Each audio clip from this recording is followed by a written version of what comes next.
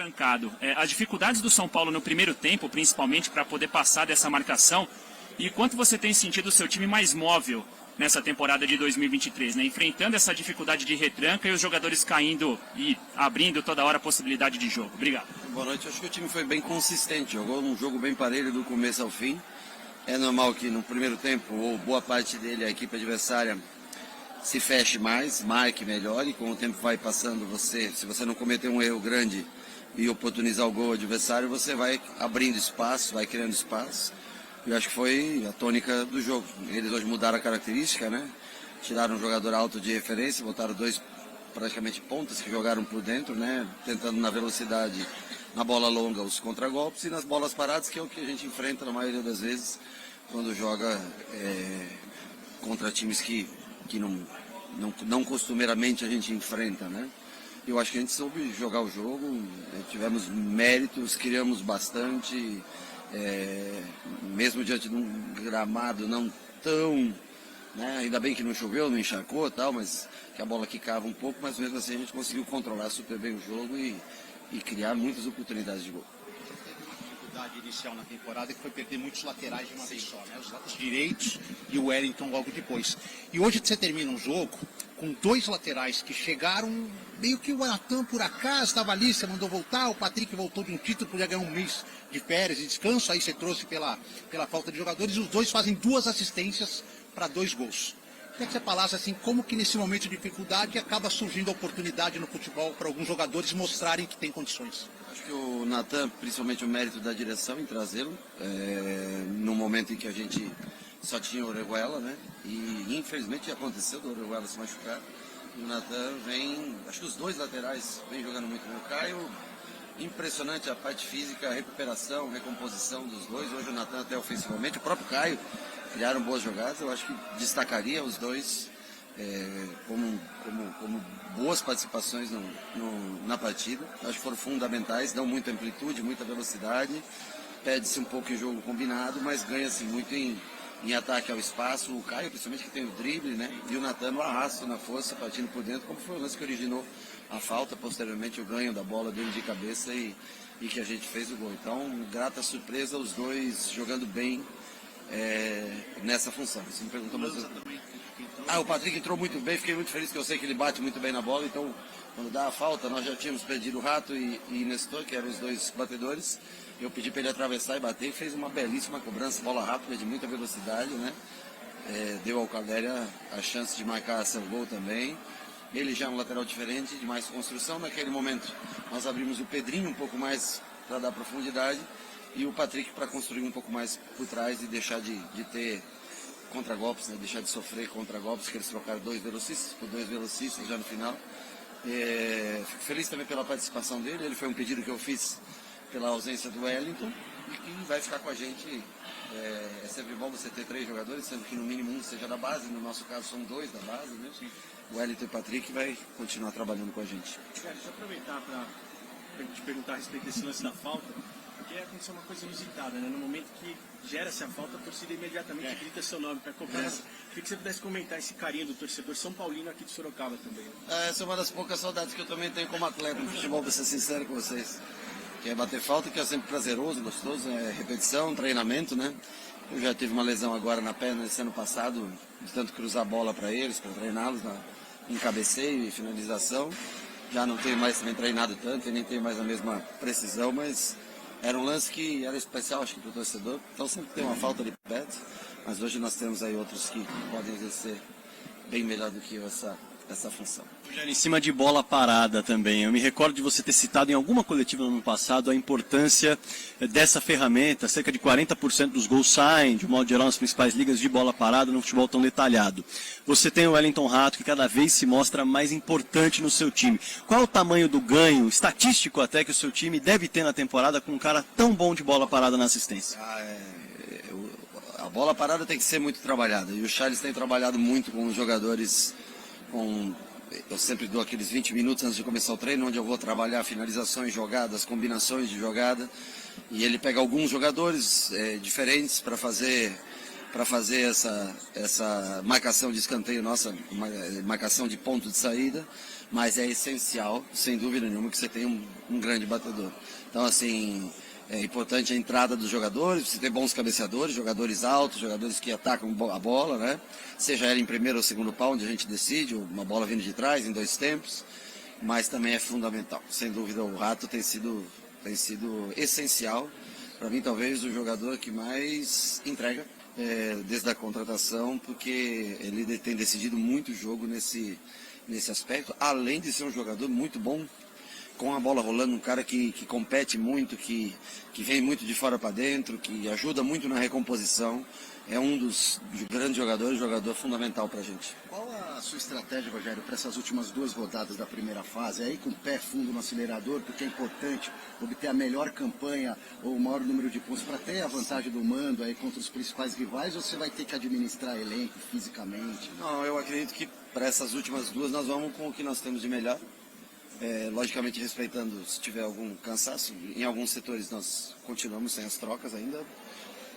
Eu acho que é o Pablo que foi suspenso, se eu não me engano tomou o 3º cartão, mas é o único. Então nós vamos rodando em algumas posições onde nós temos jogadores que nós podemos trocar e confiamos. E ali atrás é onde está o maior problema, por não ter mesmo as trocas, senão nós poderíamos até rodar um pouco mais. Mas como nós temos também um intervalo bom, né? De terça para sábado é um intervalo suficiente para recuperar todos. Depois de sábado para o outro fim de semana também é um bom intervalo.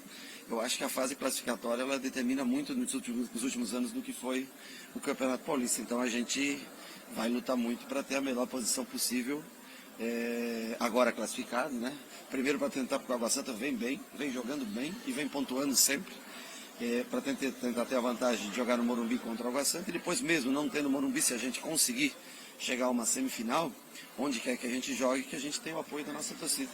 Que a torcida São Paulo é disparadamente o clube hoje mais popular do estado, ou até mesmo do Brasil, se facilitar, porque pela média de público, pela quantidade de gente que traz a cada jogo, hoje no seu setor aí lotado, no Morumbi sempre com públicos bons, e é o combustível desse time. O torcedor é o combustível desse time. Nós temos que trazer o máximo de jogos para dentro da nossa casa, ou, se não nossa casa, para diante da nossa torcida. Rogério, agora com relação, né, o São Paulo retorna ao posto de melhor ataque do Campeonato Paulista. É claro que falar individualmente de um atleta, a gente acaba fugindo de um contexto, de um conjunto que está funcionando. Mas queria que você falasse sobre o Galopo, né? Já o 7º gol dele no Campeonato Paulista, um jogador que mostra já uma adaptação muito rápida para esse ano de 2023, jogando cada vez mais perto do gol. Então eu queria que você falasse como foi o seu trabalho para deixar ele mais perto do gol e ele agora correspondendo. Eu acho que ele vem exercendo uma função que eu acho que é a que ele melhor se adapta. Isso, trabalhando, treinamentos, ele consegue executar essa função e, como eu falo, ele é um cara que empurra a bola para dentro do gol. Ele quer seja um gol fácil, quer seja um gol de pênalti bem batido, quer seja um golaço como foi contra o Red Bull, né, aquele gol bonito que ele fez. E jogador que tem gol tem que estar sempre mais próximo. Ele vem cada vez colaborando mais na marcação. Eu falo que ele, para jogar mais atrás, ele tem um pouquinho de dificuldade no sentido de posicionamento, mas jogando nessa função é um jogador que rende bastante e tem ajudado a gente com gols, com jogo combinado. Eu acho que essa linha ele, Luciano e Rato, ela vem jogando muito bem. Hoje o Luan fez uma boa partida, a se destacar positivamente a participação do Luan e os laterais que me deram muita profundidade no dia de hoje. Rogério, você, olhando de fora, a campanha desse ano começa a ficar parecida em algum termo com a do ano passado. Um começo mais tranquilo, depois o time engrena, começa a fazer gols, passa a ser o vice-líder, porque o Palmeiras também disparou no ano passado. Sim. Internamente, você também está enxergando o grupo você também vê uma evolução parecida, até para chegar e performar na semifinal e nas quartas, como vocês conseguiram? Eu repito o que eu disse para você, eu acho que para a gente performar melhor, eu acho que o mês de março até é um mês que ele pode ter 2 ou 3 jogos. É muito esquisito você dizer que você jogou até agora 10 jogos desde que começou o ano, que abril você tem 9 jogos marcados por 4 competições diferentes se você chegar à final do Campeonato Paulista, e que março você só tem 3 jogos. Né? Acho que isso é uma falta de equilíbrio total, é isso que ocasiona às vezes muita lesão, a falta de distribuição melhor do calendário, mas nós precisamos, da volta de opções. Nós precisamos ter mais um lateral esquerdo, nós precisamos ter mais um lateral direito, nós precisamos ter no mínimo mais um zagueiro à disposição, nós precisamos mais um atacante para que Caleri e Luciano não tenham que ficar até o final do jogo, todos os jogos, como foi hoje, os dois cansados.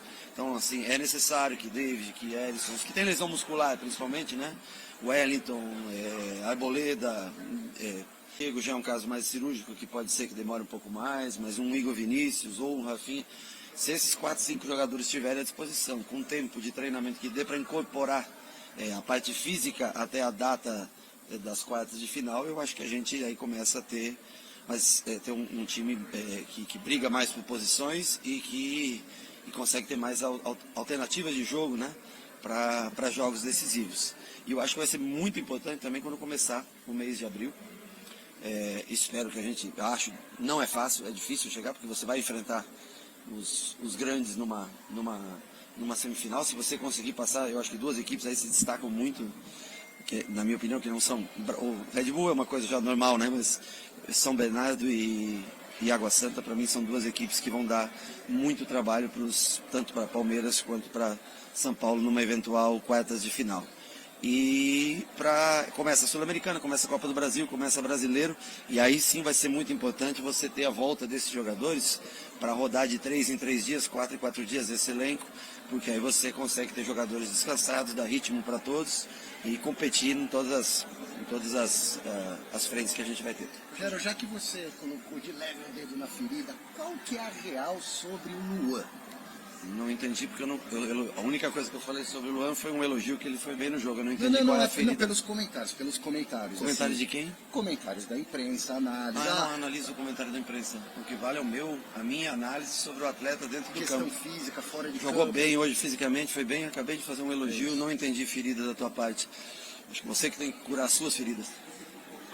Se você pudesse comentar para nós, o quão especial foi ter o Alisson hoje de volta, sem entrar nos méritos. Não, muito legal. Mas para você e para todo o elenco, quão especial foi ter ele? Eu fiquei feliz que já no último jogo eu tentei levar o Alisson para o jogo. E ele não se sentia confortável para entrar. E aí eu expliquei para ele que eu não poderia levar um jogador para o banco sem... Porque aí eu preciso de um atacante. Eu não ponho ele, o torcedor vai achar... Pô, o cara tinha um atacante, depois... Então nós conversamos e eu senti ele mais feliz e mais confiante para esse jogo. E eu queria dar alguns minutos para ele. Até para ele voltar a se sentir melhor, mas é um jogador que a gente precisa para a temporada, né? E eu fiquei feliz que ele participa até diretamente do segundo gol, onde ele bate a falta e ela dá o rebote. E o Natan joga para dar com o gol do Pedrinho. Ele é um jogador que faz muito bem, mas é parecido, perna contrária, mas parecido com o Rato. Ele faz bem aquela função de completar o terceiro homem de meio campo, né? Taticamente são 2 jogadores bastante importantes. Então, naturalmente, ele é um jogador que, ganhando ritmo, ele é uma opção que agrada bastante a gente. Eu fico feliz por uma vitória pessoal dele. Eu fico muito feliz dele estar de volta. Rogério, você falou da volta de alguns jogadores, possivelmente pensando nas quartas de final. Com o time já classificado, alguma chance da gente ver alguns jogadores aí em transição nessas partidas, as 2 partidas do Paulistão? Eu acho que para essa próxima nenhum vai estar... Eu acho que estão todos numa transição para vir treinar com o elenco principal. Estão com o preparador físico fazendo transição. Eu acho que não haverá tempo para esse jogo contra o São Bernardo. Nós não temos tempo para trazer ninguém para preparação. Já para o jogo do Botafogo, como tem um espaçamento de 7, 8 dias, né? E aí eu consigo talvez vislumbrar a possibilidade de utilizar algum deles no jogo do Botafogo. Mas para esse jogo... De tudo que nós temos, aí o Alisson voltando, acho que é uma participação que foi hoje uma primeira, mas tanto o Igor, a Rafinha não começou transição, o Diego ainda eu acho que vai mais tempo, a Arboleda ainda não começou uma transição, começou acho que uma transição no campo, tem 1 dia de transição, os outros começaram a correr a volta, mas eu ainda para esse jogo contra o São Bernardo eu não espero nenhuma volta. Para o jogo do Botafogo, eu acho que aí sim. E para o pós-jogo do Botafogo, com mais uma semana, aí a gente pode ter mais gente para as quartas de final. Valeu, gente. Valeu, gente. Caiu.